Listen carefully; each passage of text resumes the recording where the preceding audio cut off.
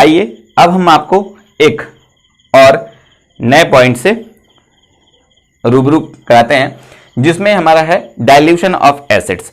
तो चलिए पहले मैं आपको बताता हूं कि डाइल्यूशन क्या होता है। डाइल्यूशन में क्या होता है कि जब आप किसी भी पर्टिकुलर सब्सटेंस का वाटर के साथ मिक्सचर बनाते हैं तो उसे हम डाइल्यूशन कहते हैं। पानी के साथ किसी भी चीज का मिक्सचर बनाना डाइल्यूशन कहलाता है। अब इसकी बेसिस पे हमने क्या किया, एसिड और वाटर का मिक्सचर बनाया। तो मिक्सचर दो तरह से बनेंगे, किसके, एसिड्स के।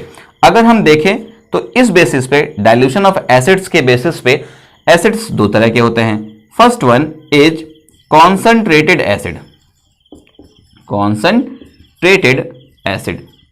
अब कैसे समझेंगे हम इसको, ऐसा एसिड, ठीक, ऐसा एसिड जिसमें एसिड की अमाउंट ज्यादा हो, मोर हो, ठीक, और वाटर की अमाउंट लेस हो, यानी कि कम हो।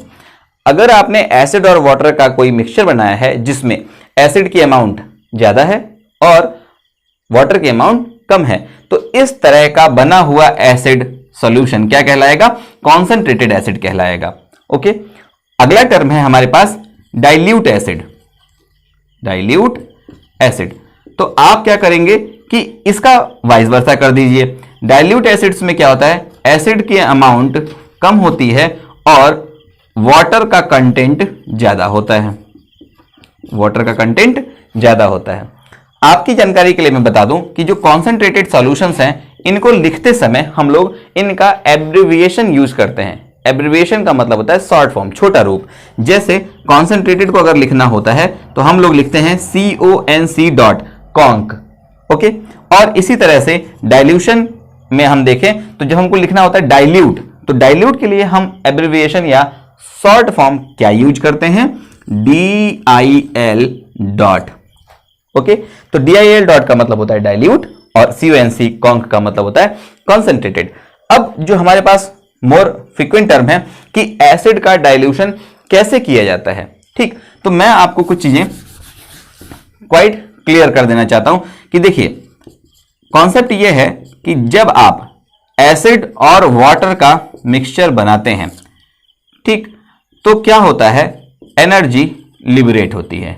एनर्जी लिबरेट होती है मतलब एनर्जी निकलती है, किसी भी सिस्टम से एनर्जी निकलती है। मैंने यहां जो एरो बनाया हुआ है ये निकलने के लिए बनाया हुआ है। आपको क्या ध्यान रखना है कि अगर कहीं किसी केमिकल इक्वेशन में किसी पर्टिकुलर, सपोज कर लीजिए AB, मैंने एक रिएक्शन दिखाई है, मैंने दिखा दिया कि 2AB का रिएक्शन मैंने दिखाया है A2 प्लस B2, और अगर मैं एरो बना देता हूं तो इस एरो का मतलब है वो पर्टिकुलर सब्सटेंस गैस के रूप में उस केमिकल रिएक्शन से बाहर निकल रहा है, आपको गैस के रूप में ऑब्टेन्ड हो रहा है, ठीक। लेकिन यहां पर इसका ये मतलब नहीं है, मैंने आपको बस यहां ये इंडिकेट किया है कि एरो से मतलब एनर्जी निकल रही है। तो जब एसिड वाटर का मिक्सचर बनता है तो एनर्जी लिबरेट होती है। ऐसा क्यों, क्योंकि एसिड मॉलिक्यूल वाटर के कांटेक्ट में आते ही आयोनाइज होने लगते हैं और आयोनाइजेशन में एनर्जी रिलीज होती है।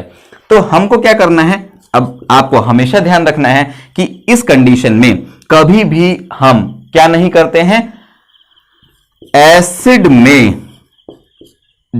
का डाइल्यूशन बनाने के लिए एसिड में वाटर को कभी भी ऐड नहीं करते हैं, कभी भी ऐड नहीं करते हैं, ठीक है ना। एसिड में कभी आप वाटर ऐड नहीं करेंगे, क्यों, क्योंकि एसिड की अमाउंट ज्यादा होगी तो ज्यादा से ज्यादा मॉलिक्यूल आयोनाइज होना चाहते हैं, आयोनाइज होंगे। उस कंडीशन में ट्रिमेंडस अमाउंट में, बहुत ही कम टाइम में, फ्रीक्वेंट टाइम में ट्रिमेंडस अमाउंट में एनर्जी जनरेट होगी, निकलेगी। और सपोज कर लीजिए कि आपने एक बीकर लिया हुआ है, इसमें आपने एसिड लिया और आप इसमें वाटर ऐड कर रहे हैं, तो क्या होगा कि बहुत तेजी से एसिड मॉलिक्यूल्स जो होंगे वो आयोनाइज होंगे और आयोनाइज होने के साथ ही बहुत ज्यादा अमाउंट में क्या होगा, एनर्जी लिबरेट होगी, जिसकी वजह से जो आपका कंटेनर है या जो बीकर है वो क्या होगा, आपका ब्लास्ट कर सकता है, ठीक। और उससे क्या होगा कि जब ब्लास्ट कर जाएगा तो जो उसमें एसिड कंटेंट है वो आपके सराउंडिंग में, आपके स्किन पे, क्लॉथिंग्स पे, फेस पे, आईज पे क्या हो सकता है, स्प्रेड हो सकता है, और इस तरह से ये कंडीशन बहुत ही ज्यादा हार्मफुल होगी। तो हम क्या करते हैं कि एसिड में वाटर ऐड कभी नहीं करते हैं। अगर हमको डाइल्यूशन बनाना है तो हम क्या करेंगे, वाटर में एसिड क्या करते हैं, मिलाते हैं, लेकिन वो भी एक सीक्वेंशियल प्रोसेस में। क्या प्रोसेस है उसके लिए, फिर आप क्या करिए, बी कर लीजिए। लेकिन अब इसमें आप क्या लेंगे, वाटर लेंगे, और इसमें किसी ड्रॉपर की हेल्प से, ठीक, ड्रॉप बाय ड्रॉप एसिड को आप मिलाएंगे, और साथ ही साथ कोई ग्लास रॉड से, ठीक, ग्लास रॉड क्या होती है, एक पतली और ऑलमोस्ट 12 to 14 इंच की एक आपका ग्लास, शीशे, कांच की एक रॉड जैसा स्ट्रक्चर है, जिसे हम क्या करते हैं, स्टीयरिंग के लिए यूज करते हैं। स्टीयरिंग का मतलब कि कांस्टेंट स्टीयरिंग।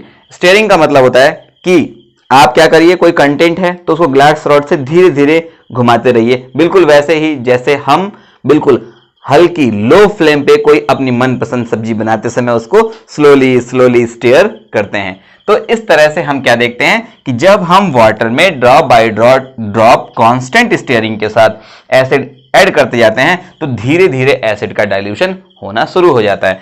डाइल्यूशन कितना बनाना है, कैसा बनाना है, ये सब एक्सपेरिमेंटल डाटा पर बेस्ड है। तो फ्रेंड्स, आज की जो इस वीडियो में हमने देखा कि किस तरह से हम पर्टिकुलर एसिड और उससे रिलेटेड टर्म्स एसिड का डाइल्यूशन कर सकते हैं और वो कितना हमारे लिए इफेक्टिव होगा। एक कंडीशन और है जिसमें मैं आपको बता देता हूं, कभी अगर आप लोग अपनी लैब में जाइए, आपको मौका मिलेगा, तो कॉन्सेंट्रेटेड एसिड्स को पहचानने का एक बिल्कुल आसान सा तरीका है। आप क्या करिए, अपना जो भी बॉटल है जिसमें एसिड रखा हुआ है उसमें ग्लास रॉड को डिप करिए और उसको निकालिए और एटमॉस्फेयर में देखिए।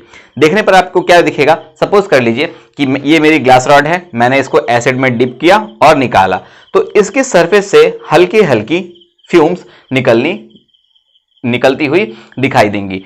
तो फ्यूम का अपीयरेंस जितना बेटर होगा, अगर कुछ ऐसे एसिड्स हैं जो बहुत स्ट्रॉन्गर होते हैं, बहुत ही ज्यादा कॉन्सेंट्रेटेड होते हैं, तो उन कंडीशंस में क्या होता है कि फ्यूम जो होती है वो बहुत ज्यादा अमाउंट में निकलती है। तो एक और टर्म लास्टली आप सुन लीजिएगा कि ऐसे एसिड्स जो हाईली कॉन्सेंट्रेटेड होते हैं, ग्लास रॉड को बाहर एटमॉस्फेयर में रखने पर उसमें से धुएं जैसा अपीयरेंस देते हैं, ऐसे एसिड्स फ्यूमिंग एसिड्स कहलाते हैं, फ्यूमिंग एसिड्स।